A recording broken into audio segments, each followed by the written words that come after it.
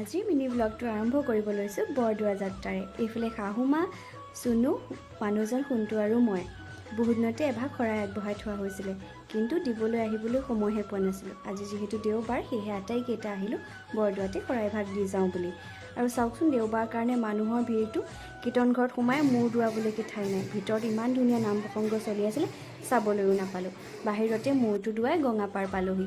এইফালে গঙাপাৰত সকলোৱে নিজৰ নিজৰ চাউল সেউজীয়া মুঠি ৰন্ধাত ব্যস্ত। ইয়াতে ৰান্ধি খাই বহুত বেছি ভাল লাগে, কিন্তু আমিহে আজি ঘৰৰ পৰাই বনাই আনিলোঁ। শাহুমাই ৰুটি আৰু চব্জি বনাই আনিছিলে।